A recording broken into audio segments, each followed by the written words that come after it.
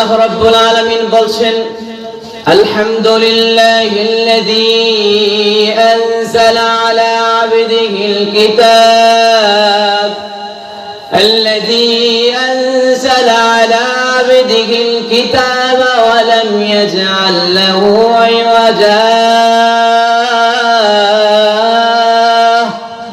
আল্লাহ রাব্বুল আলামিন বললেন সমস্ত প্রশংসা হচ্ছে আল্লাহর। সমস্ত প্রশংসা কার? সমস্ত প্রশংসা হচ্ছে আল্লাহর। মৌলিক দৃষ্টিকোণ থেকে যদি আপনি চিন্তা করেন তাহলে আমাকে আপনাকে বলতেই হবে সমস্ত প্রশংসা হচ্ছে আল্লাহর। আমার আপনার প্রশংসা হচ্ছে ছোট, তুচ্ছ, ক্ষুদ্র, অস্থায়ী, কিন্তু রব্বে কায়নাত আল্লাহ রাব্বুল আলামিনের প্রশংসা হচ্ছে স্থায়ী, বিশাল, বড়, যেটা অতুলনীয়, ভাষ্যহীন। আমার মতো মানুষ বয়ান বক্তৃতা দিয়ে এই জিনিসটা বোঝাতে পারবে না যে আল্লাহ রাব্বুল আলামিনের প্রশংসা কত বিস্তৃত। বলেন সুবহানাল্লাহ।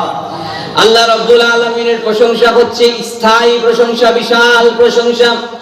যেমন আমি যদি বলি ওই লোকটা মেধার প্রভাবে কোটি কোটি টাকার মালিক হলো, অনেক যশ খ্যাতি নাম দাম খামালো, আমরা তার প্রশংসা করি কি করি না?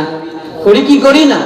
ওই লোকটার টাকা আছে, আমরা বলি ভাই তার ব্রেইন ভালো, এই ব্রেইনের প্রভাবে ব্রেইন খাটাইয়া যেভাবেই হোক কোটি টাকার মালিক হয়েছে, মানুষ তার প্রশংসা করে কি করে না? এখন প্রশ্ন হলো এই ব্রেইনের মালিক কে? তাহলে সব প্রশংসা কার? আল্লাহ।